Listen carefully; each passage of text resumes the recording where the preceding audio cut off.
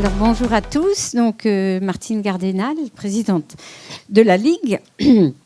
Donc on va essayer de tenir le temps ce matin et surtout aussi cet après-midi pour que tout le monde ait le temps de parler d'abord pour nos 4 conférenciers et puis ensuite que vous puissiez échanger, partager, que tous ils puissent signer leurs livres et que vous repartiez enrichis et puis surtout rechargés à bloc pour continuer à diffuser l'information parce que je crois qu'en ce moment, on en a besoin et plus que jamais. Ceux qui ne veulent pas être filmés et ou photographiés, je leur demanderai de se regrouper dans un petit coin au fond de façon à ce qu'ils soient floutés sur les images, s'il y en a. Ça, c'est important de le dire. Merci à toute l'équipe de bureau qui est ici présente. Alors, Jean-Pierre Joseph, maître Jean-Pierre Joseph, donc, qui est notre vice-président et avocat que tout le monde connaît, qui vous poussera la chansonnette un petit peu cet après-midi. Alors, Betty Rebel, notre trésorière. Merci beaucoup, Betty.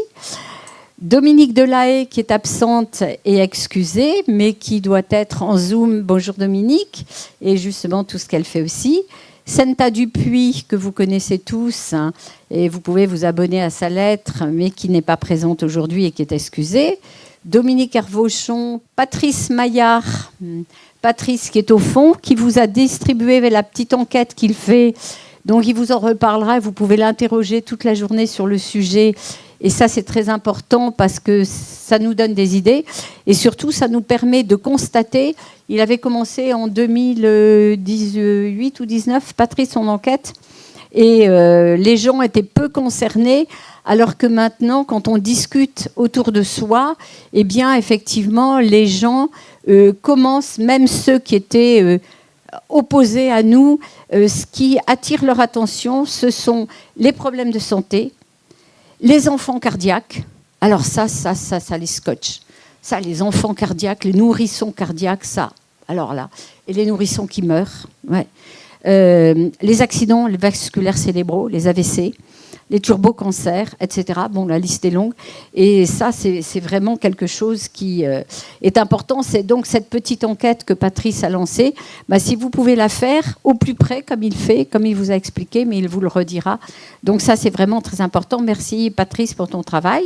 Le docteur Bernard Roulet, ici présent, qui nous aide beaucoup et puis surtout avec son œil de médecin, ex-médecin hospitalier. Donc, il a des connaissances vraiment tout à fait intéressantes. Et Marie Verbrage, qui nous aide beaucoup aussi et qui s'occupe de la diffusion des informations sur les réseaux sociaux. Et aujourd'hui, on ne peut plus se passer des réseaux sociaux, c'est vraiment trop important. Sans oublier aussi Marie-Pierre Tondela, notre secrétaire indispensable, parce que tout repose sur ses épaules et j'avoue qu'elle fait un travail remarquablement efficace. Merci vraiment merci beaucoup Marie-Pierre. Et Florence Wurtz, donc, qui s'occupe de la lettre d'information riche, fournie, et qui, comme je l'ai dit tout à l'heure, essaye de coller au plus près à l'actualité. N'oubliez pas de vous abonner. Merci à tous pour la présence amicale et bienveillante et compréhensive qu'ils ont eu tout au long de cette année avec moi, parce que beaucoup d'entre vous le savent, mais je traverse une période très, très difficile actuellement sur le plan familial. Et ils ont été d'une grande gentillesse et grande efficacité. Merci.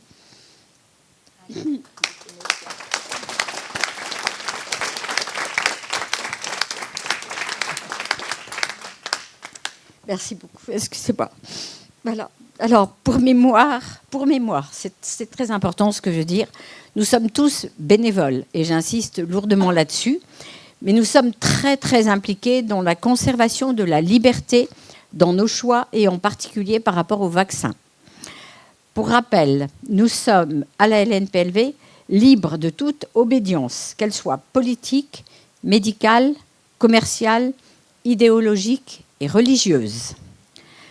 Nos seules ressources financières sont vos cotisations et vos dons, car nous ne recevons aucune subvention et n'en demandons jamais. C'est donc grâce à vous que nous existons depuis plus de 70 ans. Merci à Léo Dubois qui sera là tout à l'heure. Il a un peu plus d'une vingtaine d'années. Il a eu le courage d'écrire ce livre magnifique qui vous dédicacera tout à l'heure et avec qui vous allez pouvoir échanger parce que c'est sur des gens comme ça. L'avenir, c'est eux, c'est pas nous. Donc il faut aller de plus en plus vers eux et il faut leur demander justement de nous accompagner et de diffuser. Et ça, je crois que c'est en train de se faire. Merci beaucoup de votre attention.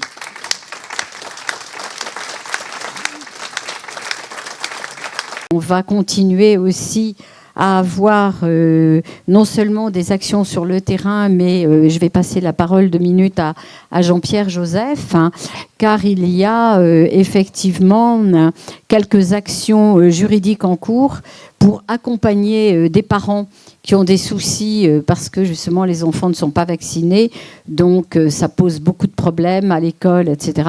Et puis malheureusement, on s'occupe aussi de victimes. Alors Jean-Pierre, à toi 2 minutes.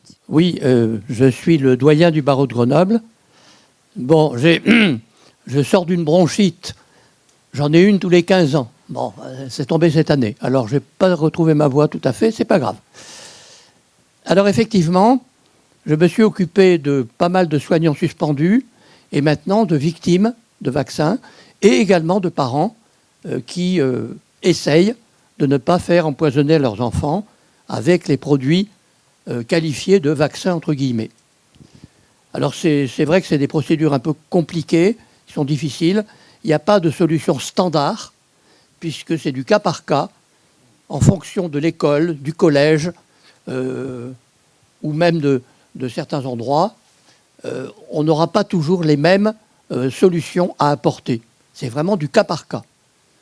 Donc ça marche quelquefois, puisque j'ai obtenu dans l'ouest de la France une décision d'un juge des enfants qui demande qu'on fasse faire à des enfants qui étaient placés un typage HLA pour vérifier si leur système immunitaire était compatible avec tel ou tel vaccin. Bon, voilà un petit peu, grosso modo, les actions en cours.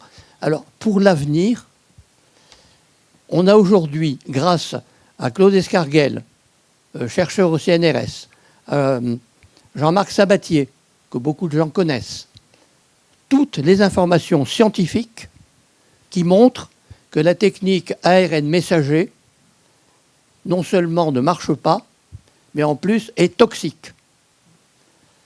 À partir de ces informations, nous avons pensé à une action collective de la Ligue, des autres associations,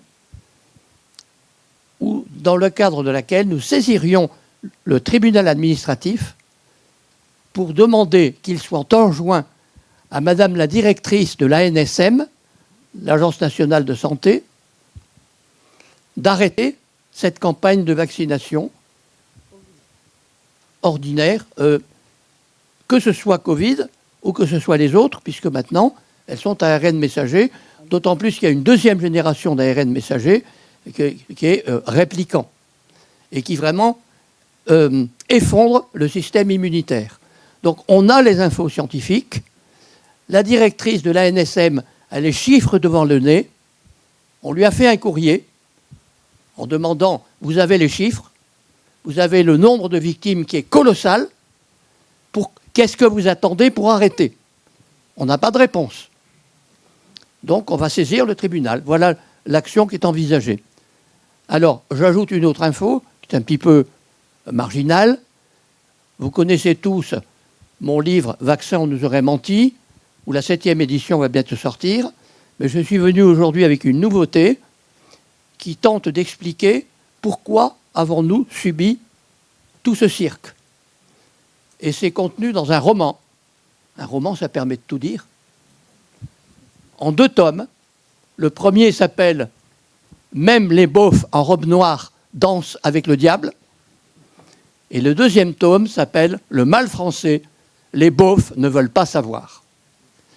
Ce roman il est là, j'en ai quelques exemplaires, j'en ai pas beaucoup. Vous pourrez vous en procurer si vous le voulez.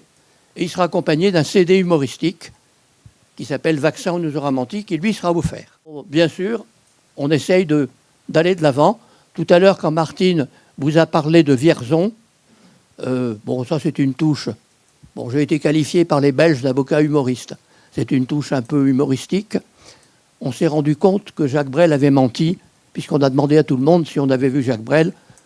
Personne ne l'avait vu. Donc quand il chante « T'as voulu voir Vierzon et on a vu Vierzon », c'était pas vrai.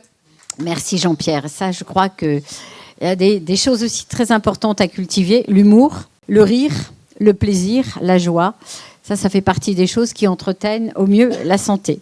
Alors, vous avez une page du site, du prochain site qui va être mis. Florence, tu veux venir en dire 2 mots? Ça, ce sont par exemple les lettres d'information qu'elle fait. Et ça, c'est vraiment très important parce que là, dans la dernière lettre, nous avons fait circuler l'information que Madame Buzyn, à l'heure actuelle, travaille à la Cour des comptes et s'occupe de l'armement et de la défense. Donc, elle a très vite appris un nouveau métier, c'est intéressant, mais ça fait partie des petites brèves que nous diffusons dans la lettre et que Florence nous fait quasiment toutes les semaines. Alors. Bonjour, merci déjà à tous les abonnés qui sont abonnés à la lettre. Alors, il y a effectivement, on refait le nouveau site puisque l'autre, pour qu'il soit plus attractif et plus facile aussi pour nous pour le maîtriser. La lettre d'information, j'ai actuellement 11 200 abonnés, dont certains qui font des dons. Donc, c'est que je remercie chaleureusement. Il y a plusieurs onglets. Alors, donc, dans le premier, vous aurez tout ce qui est l'histoire de la Ligue, les hommages, les comptes rendus, par exemple, des AG. Ensuite, donc, on a une partie contact. Vous aurez effectivement toute la liste des contacts Facebook, Twitter, YouTube, VK, Telegram. Voilà. Et l'adresse, le téléphone du siège. Actualité, donc il y a toutes les actualités mainstream et non mainstream. Ensuite, on a le médical où il y aura la composition des vaccins et donc les vaccins actuels. Le juridique, c'est toute la partie avec les lois et les conseils juridiques qu'on peut vous apporter.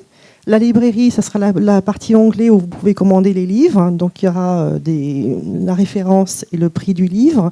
Et après, foire aux questions, donc les questions que tout le monde se pose. Donc, on a apporté des réponses. Et après, association partenaire, effectivement, c'est toutes les autres associations. Donc, vous aurez leurs coordonnées. Et la partie adhésion ou faire un don. Donc, pour l'instant, tout n'est peut-être pas fini. Donc, s'il y a des erreurs, vous pouvez me le remonter. Ça me permettra de voir effectivement certaines choses que j'ai pu oublier. Donc, s'il manque encore des choses, vous pouvez me le remonter. Et puis, au fur et à mesure, effectivement, il sera alimenté. N'hésitez pas à poser vos questions si vous voyez quelque chose qui vous paraît, qui vous gêne. Mais voilà, merci beaucoup. Merci beaucoup Florence parce que ça a été un énorme travail et elle l'a assumé vraiment beaucoup. Alors, les associations présentes ici, le collectif Synthé, Michel, tu veux bien dire 2 mots, puis après François-Marie. Alors cet après-midi, on va avoir les 4 conférences. On avait prévu une petite surprise avec un interlude musical. Et alors on est bien triste parce que c'était un autiste qui est pianiste et qui joue remarquablement, qui devait participer. Malheureusement, il y a quelques jours, il nous a fait savoir qu'il ne pourrait pas être là. Vous aurez 3 heures pratiquement devant vous avec les conférenciers pour pouvoir, et puis tous les gens présents dans la salle, les associations, pour pouvoir échanger, partager, échanger des idées, etc., etc. Et si vous avez justement des idées et suggestions à faire, faites-nous en part. On laissera 1 ou 2 feuilles là-bas sur la table à l'entrée, de façon à ce que vous nous écriviez vos idées ou vos suggestions. Alors, vas-y Michel. Bonjour à tous. Alors, nous, donc, à Association au cœur de l'humain et le collectif Synthé pour une citoyenneté libre, ça a été créé au début de l'origine de la crise sanitaire. Nous étions dans notre association collective une 40aine de personnes et au moment où je vous parle, on est plus de 400. Voilà. Et donc, tout d'abord, très, très, très heureux d'accueillir à Saintes l'Assemblée Générale de la Ligue. Je voudrais qu'on l'applaudisse, Martine. Hein. Elle est extraordinaire. Voilà. Elle fait un travail vraiment remarquable avec toute son équipe. Et puis là, actuellement, nous-mêmes, on travaille avec Jean-Pierre, puisque on a été fortement attaqué dans le journal Sud-Ouest suite à la conférence débat sur la jeunesse, puisqu'on se bat contre le projet EVARS tel qu'il est actuellement et contre la vaccination des jeunes sur le garde-asile, avec toutes les conséquences que cela entraîne. Et pour avoir un droit de réponse à un article vraiment horrible vis-à-vis de nous, ça fait 6 mois qu'on se bat pour essayer d'obtenir ce droit de réponse. Et là, on a mis le dossier entre les mains de Jean-Pierre. Merci Jean-Pierre. Alors, juste 2 petites choses. Vous savez qu'on a fait le 100e Conseil scientifique indépendant à Saintes, le 150e, avec à chaque fois à peu près 1600 personnes ici au Vegas. On fera peut-être le 200e. On est en train d'en discuter avec Réinfo Liberté, Vincent Pavant, etc., qui sera là tout à l'heure. Mais plus on avance, plus je me dis qu'il manque quelque chose. En fait, la Ligue fait des actions. Réinfo Liberté fait des actions. Quelques collectifs font des actions. Et je pense qu'un jour, il faudrait vraiment qu'on réfléchisse tous ensemble à une action vraiment de masse, où il y aurait tout le monde, les associations, les collectifs, les avocats, les huissiers, qui sont dans notre vision des choses, mais vraiment une action forte de masse. Et profitons de ce qui se passe en ce moment aux États-Unis. Voilà, c'est un peu mon idée. Je vous demande simplement d'y réfléchir, mais plus on sera nombreux pour faire bouger les choses, parce qu'on ne peut pas laisser cette jeunesse, cette situation telle qu'elle est. Je discutais encore avec mon médecin qui est homéopathe. Elle voit de plus en plus de jeunes dans son cabinet qui sont victimes d'AVC. Vous vous rendez compte, des jeunes, des enfants de 10-12 ans victimes d'AVC. Mais on n'a jamais vu ça. Alors ça commence à bouger, hein. Et nous, alors par contre, dernière chose, avec notre collectif, nous allons faire de fortes actions dès maintenant pour préparer, parce que malheureusement, le projet EVARS, la loi, sera applicable dès la rentrée, en septembre 2025, et une publicité encore mensongère et très forte pour la vaccination du garde-asile. Voilà, donc ça va être nos prochaines actions, nous collectifs, et on se tient à la disposition des différentes associations, etc., de la Ligue, pour aider à tout ce qui se met en place. Voilà, merci à tous. François-Marie ou Jean-Pierre Eudier Donc François-Marie Perrier du collectif GrowLive à Grenoble. Hein. On collabore beaucoup avec la Ligue et le European Forum for Vaccine Vigilance. Alors, suite aux rencontres de Vierzon, beaucoup de collectifs de victimes ont décidé d'organiser un événement national chaque mois à partir du 10 mai. Donc, ça sera la première journée de soutien aux victimes des vaccins Covid de France et ailleurs. Hein. Le hashtag, c'est « Ça me touche et vous ». Hashtag « Ça me touche et vous ». Malades et victimes des vaccins Covid, évidemment, c'est bienvenu aux victimes des autres vaccinations, hein, parce que voilà, c'est une très longue histoire. Hein, voilà.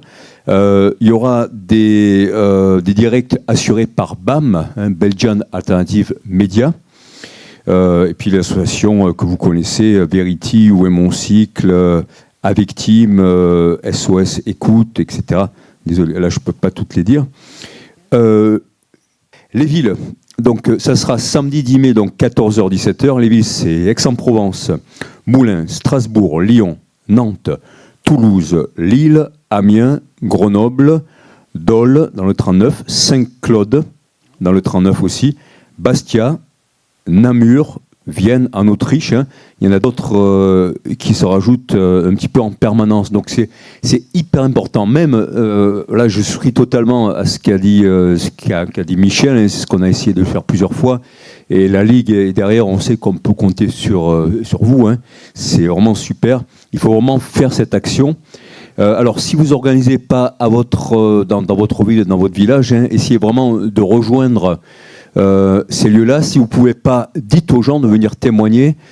Avant-hier, il y a une victime de Tullin, à côté de Grenoble, qui est passée dans le Dauphiné. Elle a eu une pleine page au mois de février. Elle ne savait même pas qu'il y avait des collectifs, qu'il y avait des assos, etc. Elle croyait qu'elle était isolée. Grâce à la victime, elle a été mise en relation avec nous. Mais vraiment, il y a énormément de victimes qui ne savent pas encore qu'il y a toutes ces structures. Donc, il y a un énorme boulot. mais avec ça, un énorme potentiel. Et c'est une vague gigantesque qui peut se lever. Hein. Pensons à MeToo. S'il se passe ce qui se passe avec MeToo, tout peut changer. Et comme tu disais très bien, hein, ça partira de la base. Même si on ne fait pas changer les politiques, cette vague de fond, elle peut tout ébranler. Et effectivement, avec ce qui se passe aux États-Unis, il y a un immense espoir. Hein. C'est un peu comme, vous savez, en 1940, hein, l'espoir peut venir à la fois des États-Unis et de la Russie. Quelque part, c'est pas très politiquement quoi ce que je dis. Je parle en termes de société. Mais voilà, donc on se retrouve un peu sous cette dictature de l'Union européenne qui nous veut du bien, évidemment. Donc c'est samedi 10 mai et la prochaine action sera le 7 juin. Il y a l'idée de refaire un par mois, de refaire une par mois. Hein. Voilà. Merci beaucoup François-Marie. Merci. J'ai déjà reçu tous les documents. Mais avec la Ligue, avec l'association, l'Assemblée Générale, je me suis dit que ce n'était pas le moment de mélanger toutes les actions. Donc, ce sera la prochaine lettre d'information. J'ai déjà envoyé à Florence. Donc, vous allez recevoir l'information de cette journée du 10 mai. Et vous pouvez prendre contact avec eux aussi. Parce qu'effectivement... moi, je me souviens, l'année dernière, à Vierzon, c'était horrible de chez horrible. Avec toutes ces victimes, c'était épouvantable, surtout qu'ils avaient accroché au plafond des posters géants avec la tête des gens qui étaient décédés et l'âge et le motif du décès. Ah, mais c'était à pleurer, quoi. C'était terrible. Et là, à Bourbon-l'Archambault, c'est pareil. Il y avait énormément de victimes hein, et des gens jeunes qui ont été fauchés et qui sont en fauteuil roulant, dont la vie est fracassée. Je pense à Matcha qui vit avec, à l'heure actuelle, 600 € par mois pour vivre. Parce que, du coup, elle est malade et en plus de ça, elle a été virée de son travail. Donc, elle s'est fait vacciner pour rien. Donc, elle s'est fait injecter pour rien. Alors, il y a également Annie Nguyen qui est là et qui représente le collectif du Cher à tout cœur. Bonjour tout le monde. Je précise aussi que nous participons à l'événement du 10 mai. À Bourges, c'est l'association Cher à tout cœur qui a initié les rencontres citoyennes à Vierzon. Donc, où certains d'entre vous, je reconnais les visages. Moi, j'étais à la caisse, à la trésorerie, donc je n'ai pas trop bougé. Mais voilà. Et donc, on a les dates pour l'an prochain, pour les prochaines rencontres. Et ce que je voulais surtout vous signaler, c'est que ça sera sur un week-end, parce qu'on a reçu tellement de retours de frustration que ça ne va pas durer assez longtemps. Donc, du coup, ça sera le samedi et le dimanche. Donc, 31 janvier, 1er février 2026. Voilà, c'était pour vous donner les dates avec un approfondissement sur tout ce qu'on a abordé là cette année. Voilà. Ah, toujours à Vierzon. Ah non. Bourges politiquement, pour ce qu'on fait, c'est pas très correct comme endroit. Alors qu'à Vierzon, on a le soutien de la mairie. Bonjour à tous et à toutes. Donc, moi, j'ai créé il y a à peu près 2 ans sur Telegram le canal Liberté, Résilience, Résistance. J'organise régulièrement des salons vocaux dans lesquels j'invite donc des invités. Je travaille avec Marine Pérez, qui est une journaliste indépendante, et on a invité plusieurs personnes déjà, comme Chloé Framery, comme Corinne Lalo, comme le docteur Laurence Kaiser, des associations. L'association On a une dose et bien d'autres. Et donc, les gens ont la possibilité, après, dans le salon, de poser des questions directement à nos invités. Donc, ça s'appelle Liberté, Résilience, Résistance, et c'est sur Telegram. Voilà. Moi, je suis présidente d'une toute petite association locale près de Rennes, Agora Rennes-Ouest. C'est juste pour savoir, j'avais posé la question si on pouvait... si les gens près de Rennes qui sont adhérents à la Ligue pour la liberté vaccinale, si on pouvait être mis en lien. Et on travaille aussi régulièrement avec le collectif Agora Pouer. J'ai donné la procuration qui se réunit depuis maintenant l'été 2021. Tous les samedis, c'est dehors d'ailleurs à Pouer. Ça fait un petit village résistant breton. Donc voilà, s'il y a des gens qui sont dans le coin et qui peuvent nous contacter. Agora Puer, donc au départ, il y a eu le soutien on a travaillé, la référente, c'était la référence de Réinfo Covid, en fait, Marie-Claire, et donc au départ, ça a été les soutiens pour les soignants. Moi, je suis médecin personnellement aussi, ce soutien aux médecins suspendus, enfin tous les soignants suspendus. Puis après, ça a évolué sur tout ce qui se passe. Mais ils continuent à se réunir tous les samedis, pratiquement, et c'est dehors en plus, donc... Et voilà. Il y a par exemple le général Coustou, vous avez peut-être entendu parler. Le côté de Dinard Saint-Malo, il y a beaucoup de gens résistants. Rennes, c'est beaucoup plus dur. Pour avoir des salles aussi, on n'arrive pas. C'est beaucoup plus dur. Donc nous, on est près de Rennes. Et on a fait venir Corinne Lalo. Et je pense qu'il y a des gens qui adhèrent à la Ligue pour la liberté vaccinale, mais on ne les connaît pas. Et donc on pourrait... Parce que nous, on se réunit, nous, tous les 3 semaines à peu près. Enfin, voilà. Bon, bonjour à tous. Je me présente Jean-Jacques Bourguignon. Je suis trésorier. Le président Guillaume va arriver, du REVAV, le réseau des accidents vaccinaux, des victimes d'accidents vaccinaux. Voilà, et je me bats judiciairement maintenant contre ce garde d'asile, voilà, qui a handicapé ma fille. Voilà. Bonjour, donc je suis de la région de Lille. Donc je m'occupe d'une association qui s'appelle Liberté Santé, pour lequel on fait beaucoup d'informations. Enfin, ça fait très longtemps que cette association-là existe. Donc, on a fait de l'information sur les dangers des vaccinations et on fait aussi de l'information sur comment se soigner, enfin, sur les méthodes de soins non conventionnels. Donc, on organise 3-4 fois par an des conférences. Nous avons organisé il y a 2 ans un stage avec Martine sur l'homéopathie, où les gens avaient été très contents. Alors ensuite, donc tous les gens du bureau sont soit adhérents de la Ligue, soit proches de la Ligue.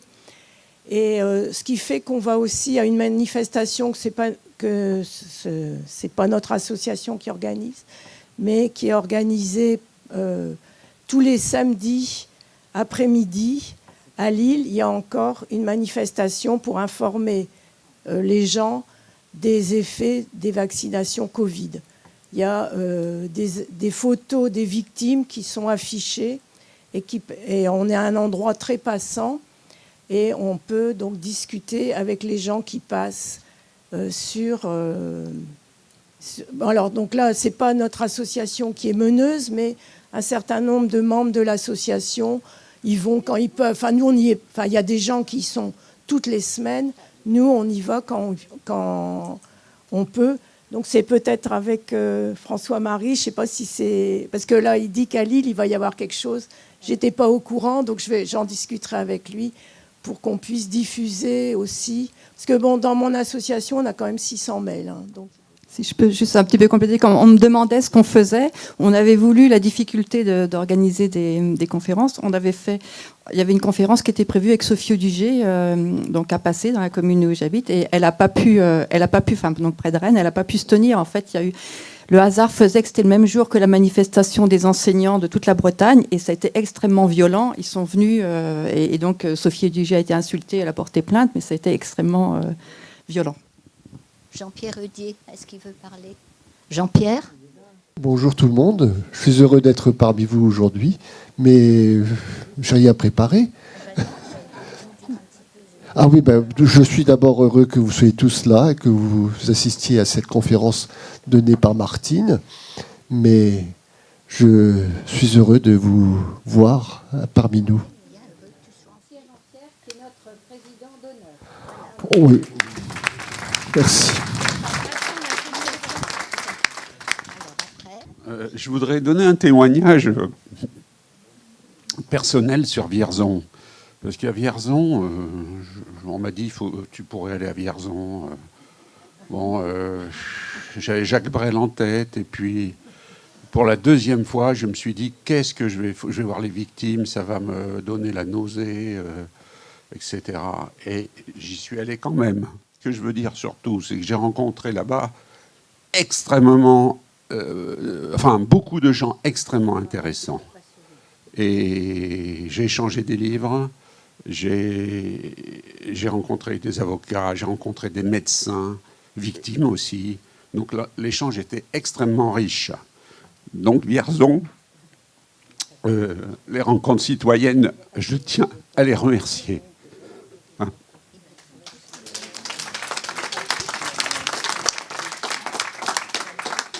Ça dépasse un peu le collectif de base. Il y a quelque chose de bénévole et généreux.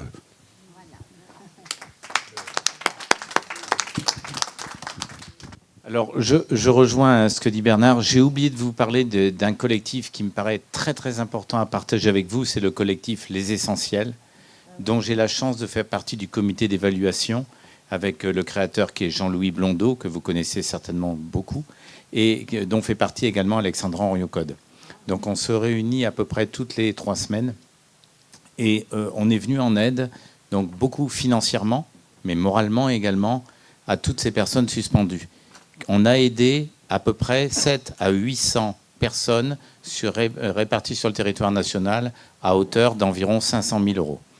Alors, 300 à 400 000 euros par des dons, vraiment des dons, grâce à Jean-Louis Blondeau qui est intervenu auprès des médias indépendants que sont François, Toxin, Sud Radio, etc. et les droits d'auteur d'Alexandra Henriot-Code à hauteur d'un peu plus de 100 000 euros. Mais là, on arrive au bout des ressources financières. Alors on s'est dit, ça serait quand même peut-être bien de recontacter toutes ces personnes pour savoir où est-ce qu'elles en sont aujourd'hui. Et donc sur les 700 mails que l'on a envoyés, on a eu à peu près 200 retours. Et donc on a organisé 3 réunions, très récemment, 19 mars, 26 mars, 2 avril.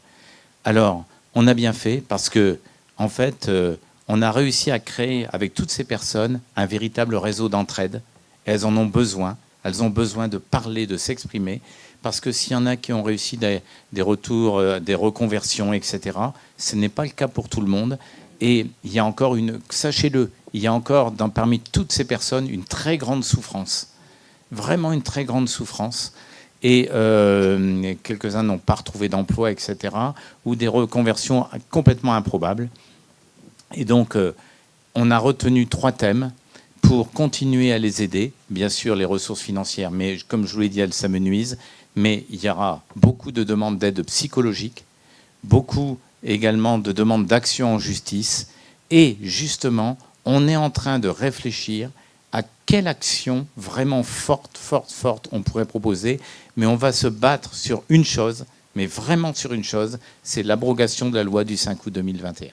Alors, merci à toutes ces associations et à tout le lien qu'on va pouvoir avoir de façon plus approfondie encore. Ça, c'est vraiment très, très, très important, de façon justement à faire des actions communes, parce que c'est ce dont on a besoin. Et je vais passer la parole 2 minutes aussi à Patrice Maillard, qui va vous parler de sa petite enquête, de façon à ce que vous en ayez le mode d'emploi, parce que c'est par le mode d'emploi qu'on aura des retours. Je vais essayer de ne pas être trop long, mais donc c'est une enquête que j'ai faite en allant voir des gens qui n'avaient rien à faire sur la plage. Ils s'ennuyaient. Et j'aurais demandé simplement, parce que je parle un petit peu de la méthode comme ça, est-ce que vous pouvez me rendre un petit service ? Sur 103 personnes en gros que j'ai interrogées, il y en a 100 qui m'ont oui, il n'y a pas de problème, je peux vous rendre un petit service. Il s'agit d'une enquête sur le Covid. Ah oui, pas de problème. Et je leur ai posé 3 questions. Est-ce que vous ou quelqu'un de votre entourage a eu un sérieux souci de santé à cause du Covid ? Bon, vous avez vu les réponses. 19 réponses positives dans l'entourage et 3 réponses pour eux-mêmes.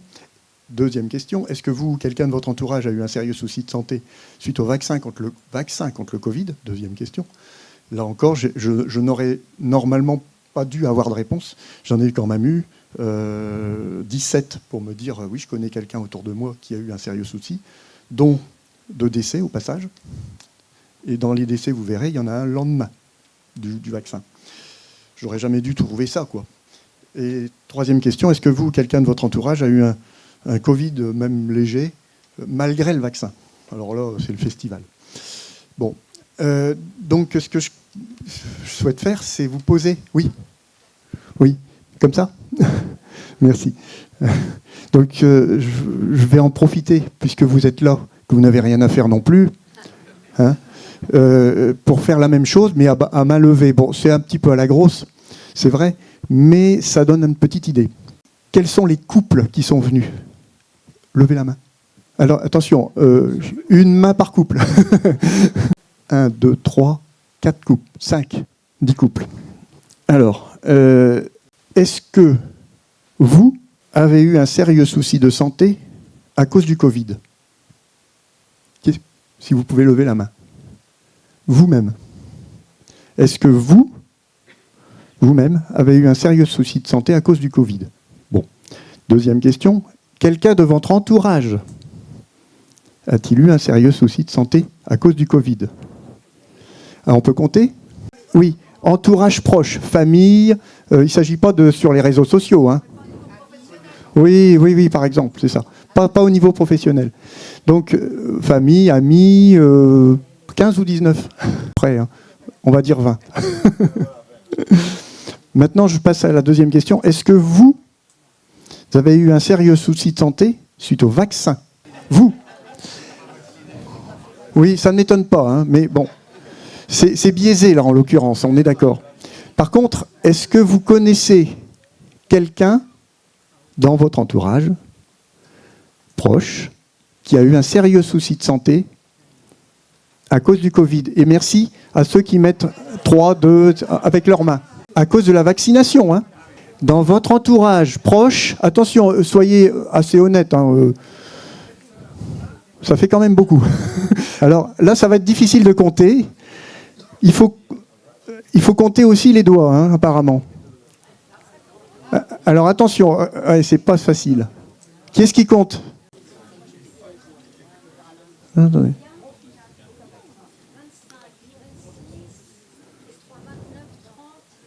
Et attention, les couples ne lèvent pas 2 fois la main, hein, attention. Hein, parce que les couples connaissent le même nombre les mêmes personnes. Donc, alors, la dernière question, mais alors celle-là, dans mon enquête, c'est au bout de 50 que je l'ai fait, parce que les gens me demandaient, mais tu ne me poses pas cette question.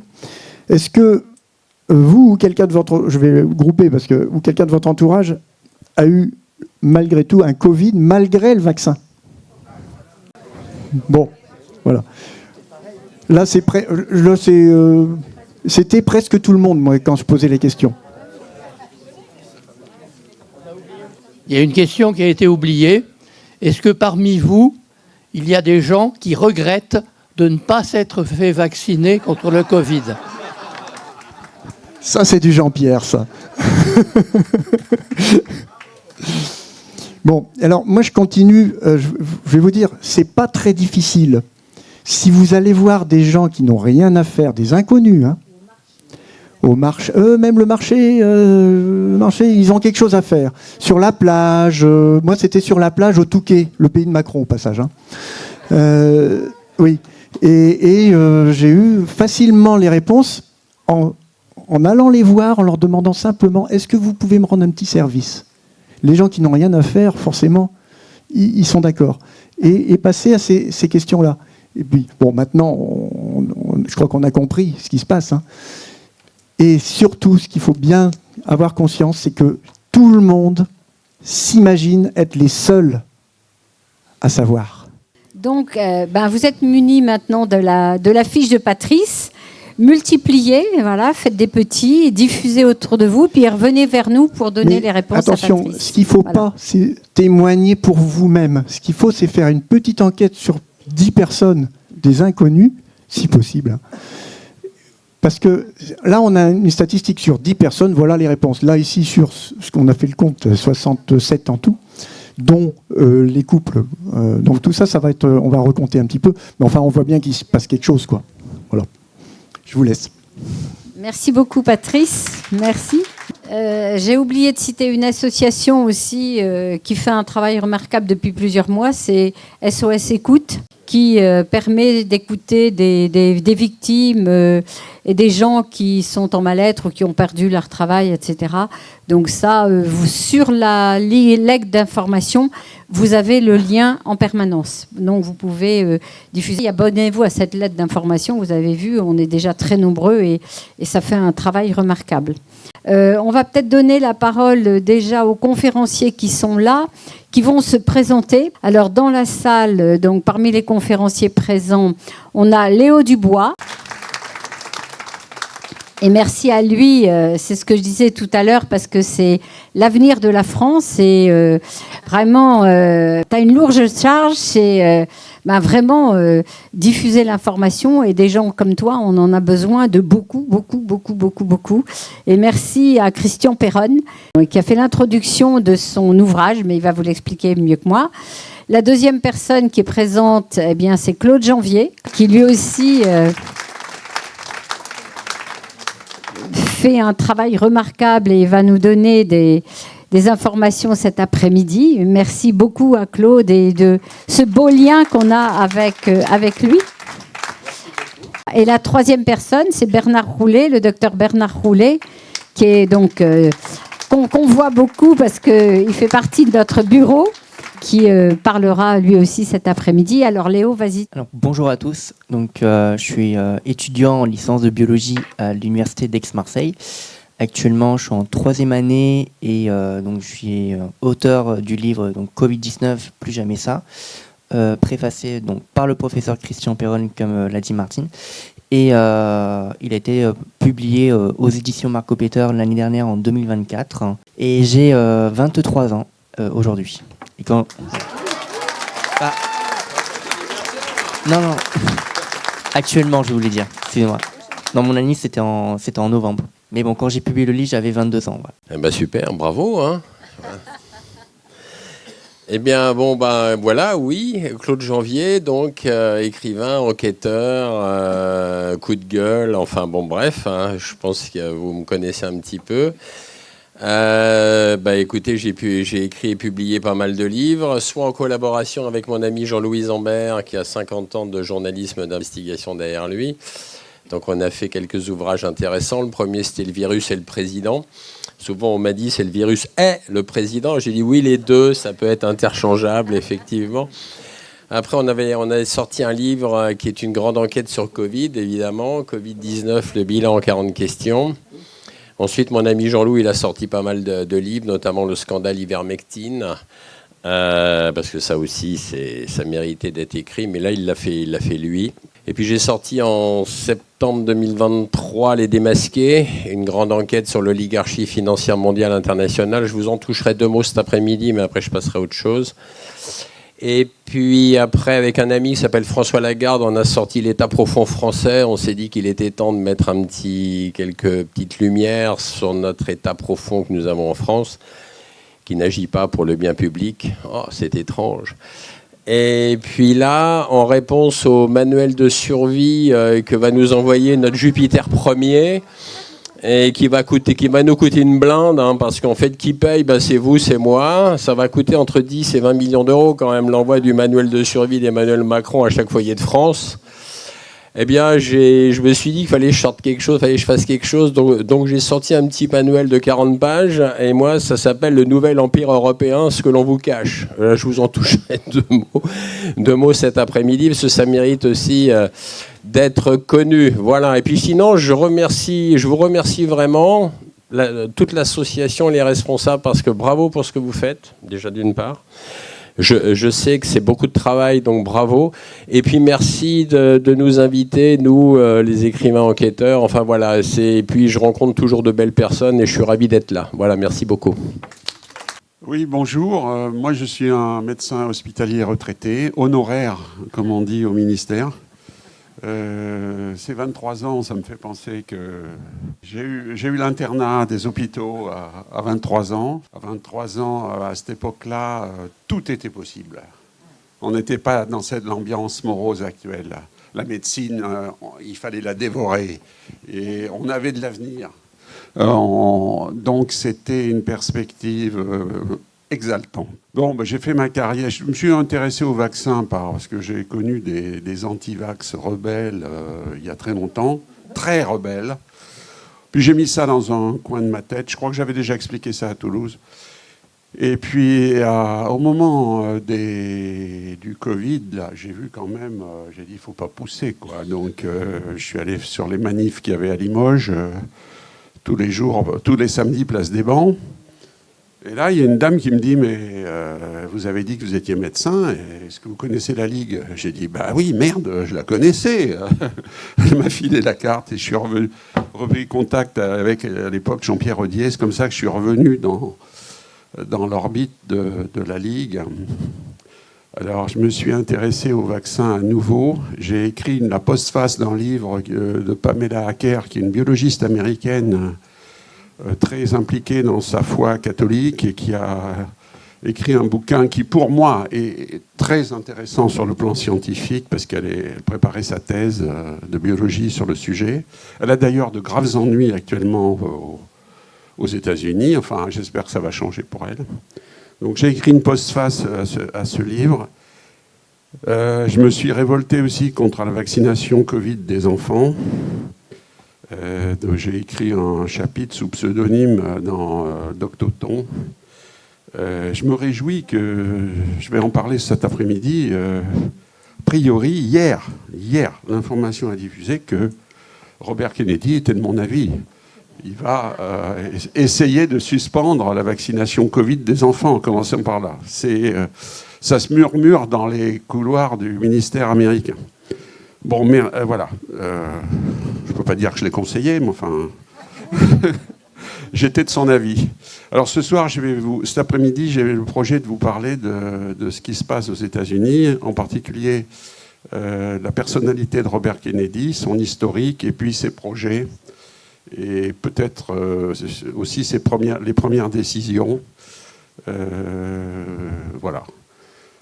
Sinon, j'ai participé là, tout récemment à une émission qui a beaucoup de succès, qui a 40 000 vues, je crois, actuellement, sur Citizen Light, avec Michel Delorgerie et Sophie Guillot sur les vaccins en général.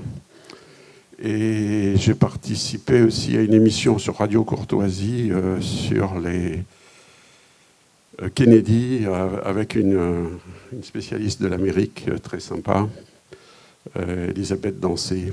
Donc voilà.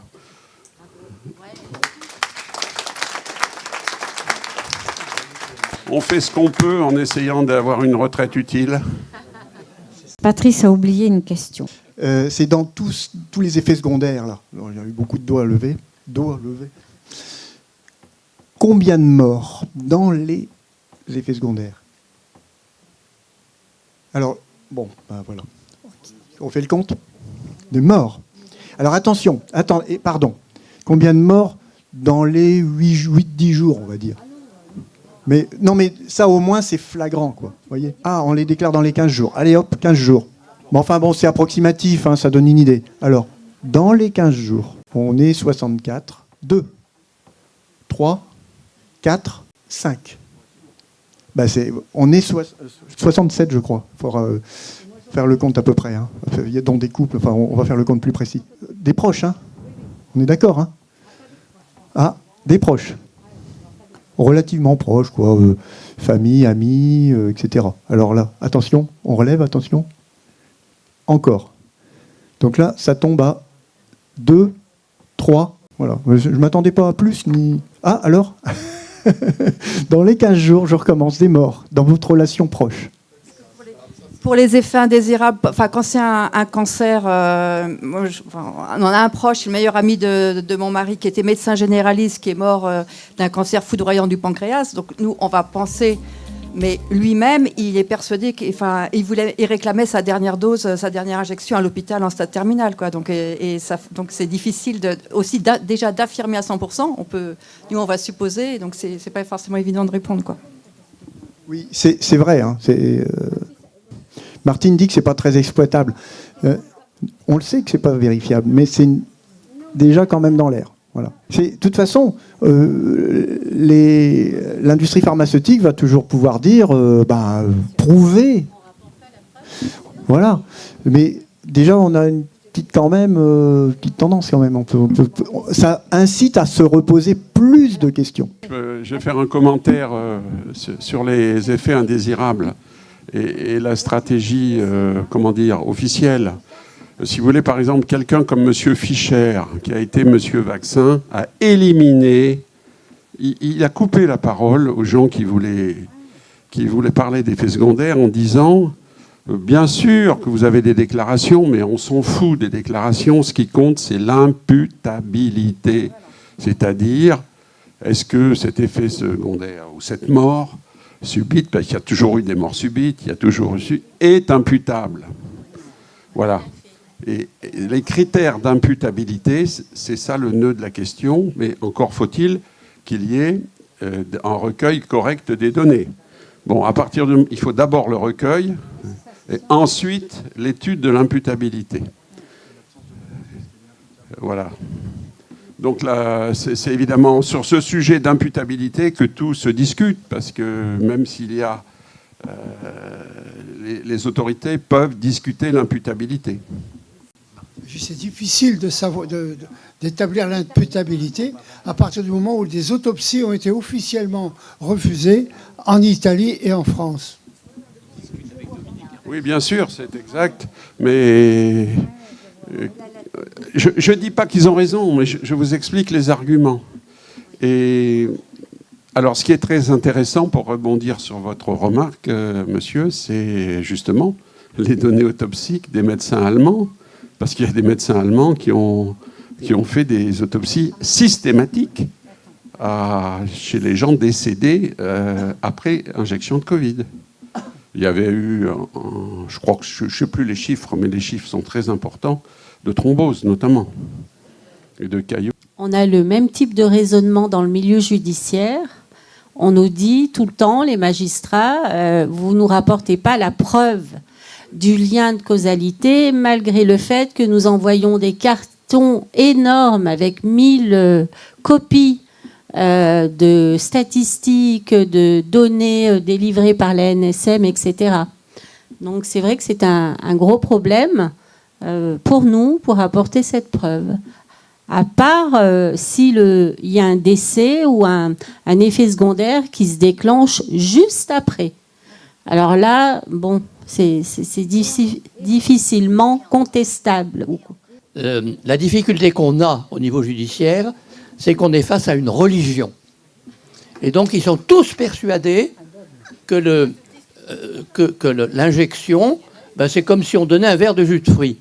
Mais c'est vraiment incroyable. Tant que TF1 ne l'a pas dit, ça n'existe pas. C'est pour ça qu'on a tant de difficultés. On fait dans toutes les villes, on développe les photos des victimes, etc. TF1 ne l'a pas dit, ça n'existe pas. Et donc, moi, je suis amené à changer de casquette devant les conseils de l'ordre des médecins ou devant les tribunaux en disant que je suis parallèlement instructeur d'arts martiaux depuis des années et je vois des gamins que je voyais avant le Covid, avant tout ce cinéma.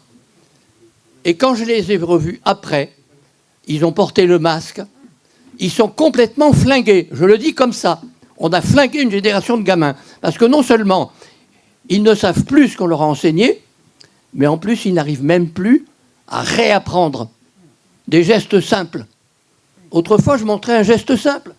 Ça, ils savaient le faire. Mais aujourd'hui, ils se trompent. Ils se font comme ça, ou comme ça. Je dis, il faut réapprendre. On a l'impression qu'ils ont plus de cerveau. Et je leur dis, on a flingué des gamins. Et ça, c'est une honte. Et je leur dis, il y aura des comptes à rendre pour ceux qui ne veulent pas savoir. C'est d'ailleurs le titre d'un de mes romans. Les beaufs ne veulent pas savoir. Je suis l'assistante de maître Jean-Pierre Joseph et j'ai informé directement un président de cour d'assises des effets secondaires des victimes et notamment le fait qu'il y avait des morts. Ce à quoi il m'a répondu, oui, mais on sauve des vies. C'est-à-dire que, non, mais c'est généralisé. J'ai beau discuter avec des grands scientifiques, etc. Nous avons toujours la même réponse, oui, mais on sauve des vies. J'en ai déduit que nous sommes endoctrinés par une logique sacrificielle où on nous dit nous avons le droit de tuer si nous sauvons des vies. Alors, j'ai jamais entendu parler d'éthique médicale. J'aimerais savoir combien de morts on a le droit. Au bout de combien de morts on cesse, ce à quoi nous n'avons jamais de réponse. Et je vous assure que lorsque vous parlez à des personnes qui ont une telle responsabilité, comme dirait l'autre, les bras m'en tombent. Mais je me suis dit, j'ai toujours cette phrase comme un mantra. Je me suis dit, mais ça fait partie de l'inconscient collectif. On est comme endoctriné. On a le droit de tuer si on sauve des vies. Donc nous, notre difficulté, c'est de convaincre des pro-vax ou d'essayer de susciter la réflexion. Et c'est vraiment pas évident. Donc voilà, j'essaie de le faire avec douceur. Mais cette logique sacrificielle, c'est ancré dans notre inconscient collectif. Donc les victimes, on en parle, mais ça ne sert à rien puisqu'on sauve des vies. Merci beaucoup. Alors, il y a 2 ou 3 personnes qui veulent prendre la parole, mais je voudrais d'abord saluer l'arrivée de Vincent Pavant. Merci Vincent. Merci à lui d'avoir fait l'effort de venir en avion. Il repart ce soir parce que demain, il est avec Louis et Carole. Donc, merci beaucoup Vincent. Et puis, merci aussi à Guillaume, à Georges, le président du REVAB. Donc, Monsieur Bourguignon a déjà pris la parole, mais on va donner la parole quelques minutes à Guillaume. Et merci beaucoup à lui et puis de tout le travail qu'on partage ensemble. Merci Vincent. Merci Martine, merci à la Ligue pour l'invitation, puisque ça fait maintenant plusieurs années qu'on partage avec Réinfo Liberté et la Ligue donc des points de vue communs. Et donc cet après-midi, je reviendrai un petit peu sur une obligation vaccinale que j'ai découvert dans l'article 375.7 du Code civil et dont je vais vous parler parce que c'est vraiment une saloperie et pas qu'un peu. Voilà. Merci beaucoup Vincent, bonjour à toutes et à tous, je suis vraiment désolé du retard mais voilà, ce sont les déplacements nationaux, on est ravis de vous retrouver pour cette assemblée générale qui est importante. Donc au nom des victimes de vaccins, on vous remercie infiniment de maintenir cette volonté d'une liberté vaccinale, puisqu'effectivement vous le savez, on a des soignants qui peuvent être confrontés à des premiers effets secondaires indésirables, parfois très graves. Le REVAV s'occupe plutôt de victimes qui sont plutôt très handicapés et les procédures effectivement sont longues, donc il faut absolument que nous maintenions ces valeurs de liberté vaccinale. Petite échéance et des informations très rapidement. Le 4 octobre, vous êtes bien sûr les bienvenus pour notre assemblée générale à Neuilly-sur-Seine, ça sera près de Paris, où nous allons rejoindre effectivement, nous regrouper également pour travailler avec des scientifiques, des victimes de vaccins et puis des soutiens d'associations. Voilà un petit peu en termes d'échéance. Nous soutenons le mouvement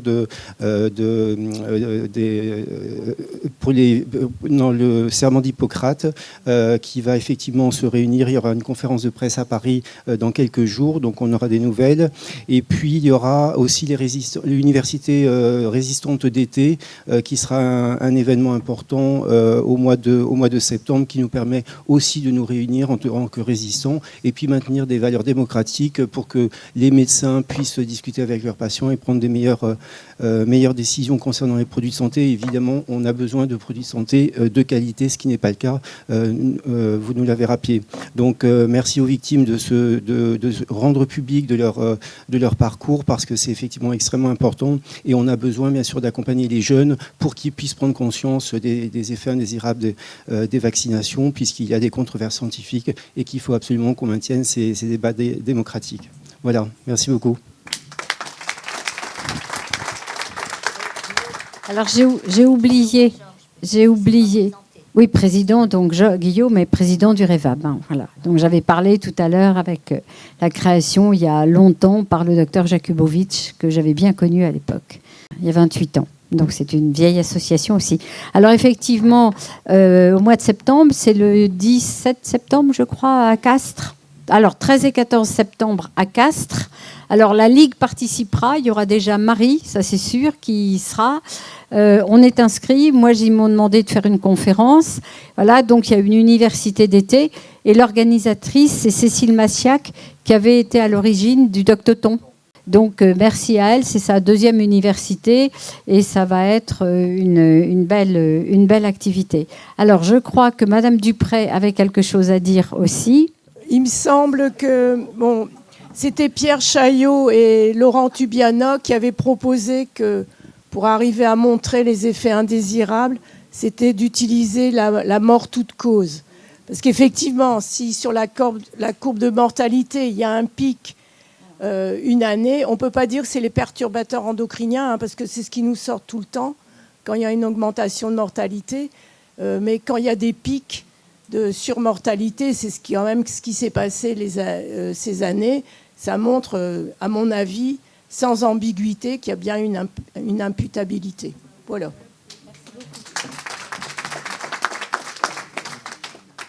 J'ai repéré le mot imputabilité.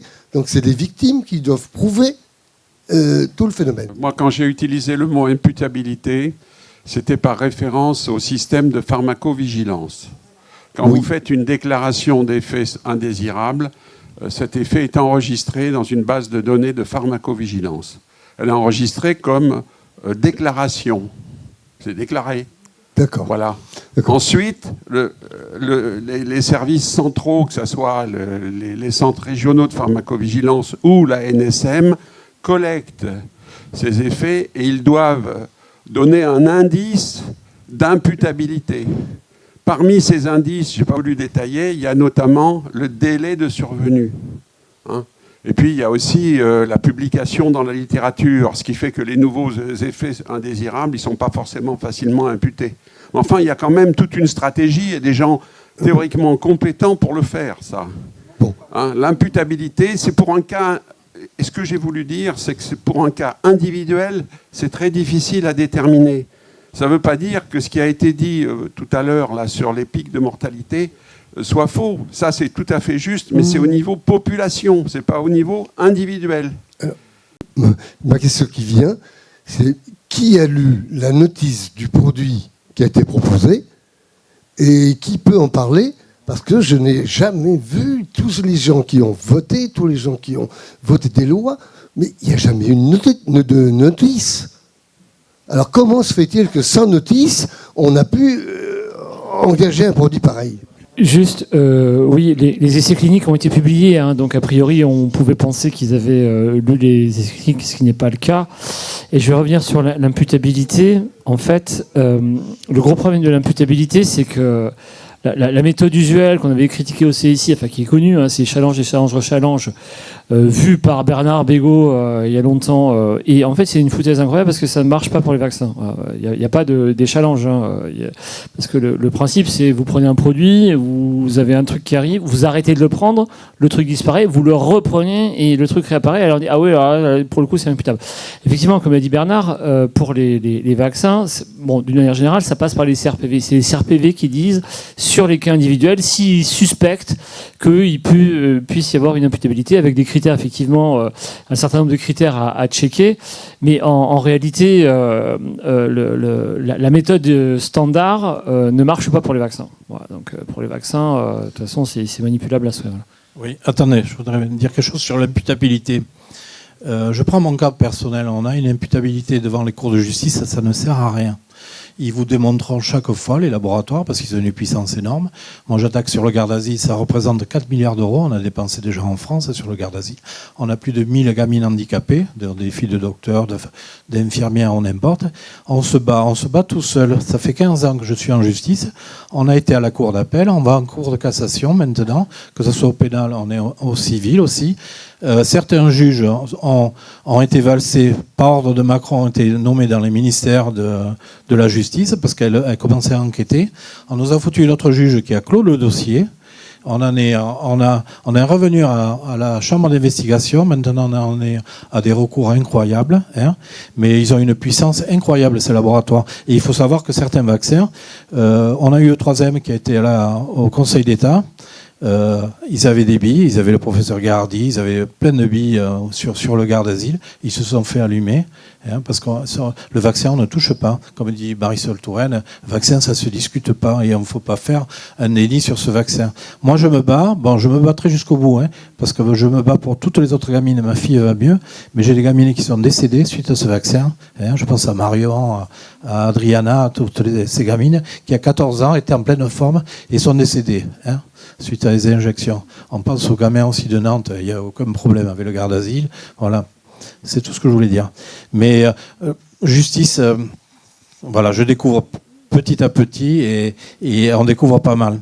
Et la dernière fois, on a été convoqué parce qu'on en est à la 4e expertise, les experts, les professeurs, les ci, là, et ils savent les payer, Sanofi. On est arrivé tout seul avec notre avocat et notre fille, et dans une salle.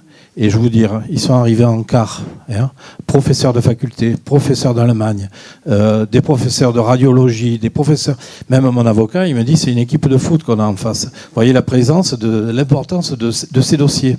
Et juste le pré-rapport, il donnait encore une imputabilité à ma fille, hein, suite au vaccin Gardasil, suite à une encéphalomélite. Et bien ce qu'ils ont fait, ils ont changé la maladie. Ce qu'ils ont fait pour Adriana, ils ont mis une méningite, alors que c'est une encéphalomélite, qui reconnaissent les encéphalomélites suite au vaccin.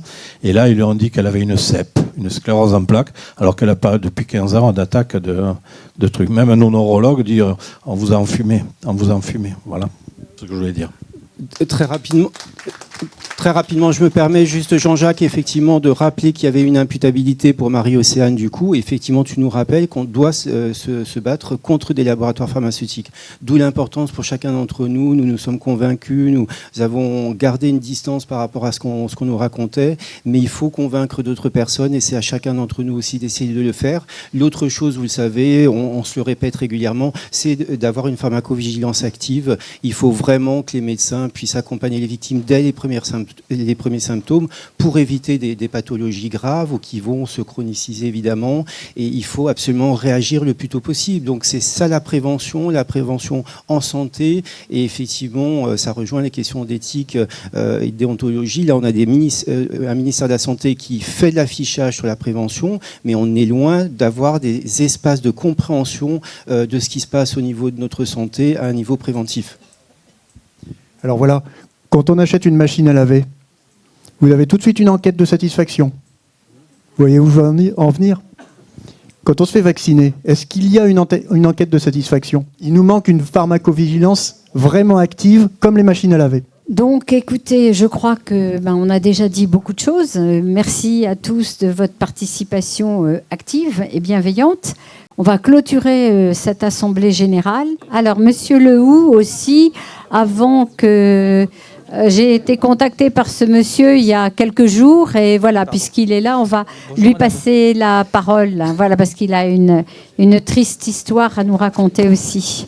Bonjour à vous tous et bonjour Madame Gardenal. C'est donc la première fois que je viens à votre Assemblée Générale. Donc j'ai eu l'occasion d'être invité par le collectif Synthé. Je remercie Michel Regnault qui est ici présent de m'avoir permis de témoigner à 2 reprises. L'année dernière, c'était mon première intervention devant le collectif, à l'invitation du collectif. Donc j'ai parlé de mon histoire. Donc, en 2023, mon épouse est décédée d'un cancer du pancréas, en 2 mois et demi. C'était en septembre 2023. Et j'ai fait des recherches.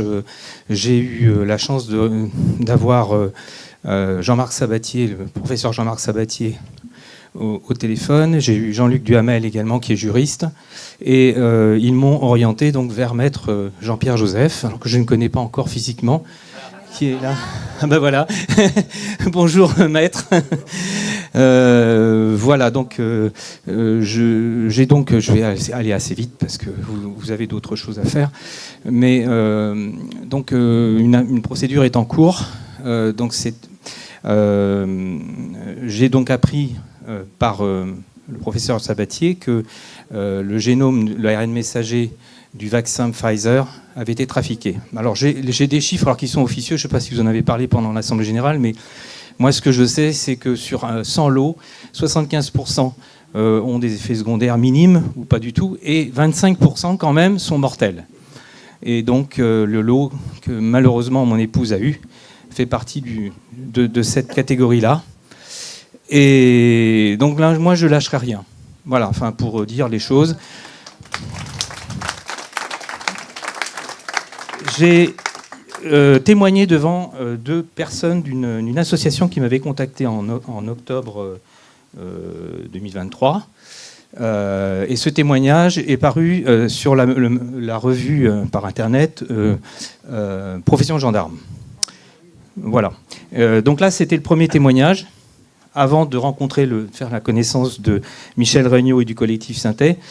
Donc ces personnes-là m'ont permis donc de parler et de m'exprimer par rapport à ce qui s'est passé. Alors j'avais pas encore, à cette époque-là, j'avais pas encore toutes les informations que j'ai eues par la suite, puisque l'étude de Jean-Marc Sabatier date du 6 décembre 2023.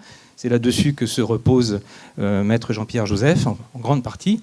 Et moi, tout ce que j'espère, c'est qu'on avance sur ce dossier. Et tout ce que j'espère, je souhaite aussi, c'est que d'autres victimes, moi c'est vraiment mon premier souhait, c'est que d'autres victimes de la même chose déposent plainte. Parce que moi, au jour d'aujourd'hui, je ne sais pas combien de plaintes ont été déposées au niveau national. C'est un problème pour les gens qui ont déposé plainte, de ne pas le savoir. Parce que nous, qu'est-ce qu'on veut? C'est un rapport de force. On a affaire à un mur de l'argent. Ça, il faut que vous sachiez ça. Moi, je le sais. Parce que j'ai eu d'autres occasions de m'affronter à d'autres murs de l'argent. Mais là, celui-là, je peux vous dire qu'il est solide. Alors, il s'appelle Big Pharma. Alors, si dans l'Assemblée, il y a des gens qui sont assez courageux pour dire oui, moi je connais dans mon entourage, dans ma famille, dans mes proches, des gens qui ont été victimes de la même chose, eh bien, il faut qu'ils déposent plainte. Il faut qu'ils fassent la même démarche. Plus on sera nombreux, plus on sera fort. Merci beaucoup, monsieur Diouf. Merci. Alors, pour votre information, monsieur Diouf, vous avez plusieurs représentants d'associations de victimes, dont M. Guillaume Georges, et puis on est en lien aussi avec A-Victime, etc. Donc déjà, on va vous mettre en contact avec ces personnes. Donc déjà, on va pouvoir faire avancer ce dossier. Comme ça, vous allez avoir quelques réponses. C'est le but, je vous en prie. Donc on va... Merci beaucoup. Et on n'a pas de mots pour ça. Donc on va clôturer cette assemblée générale. Merci beaucoup.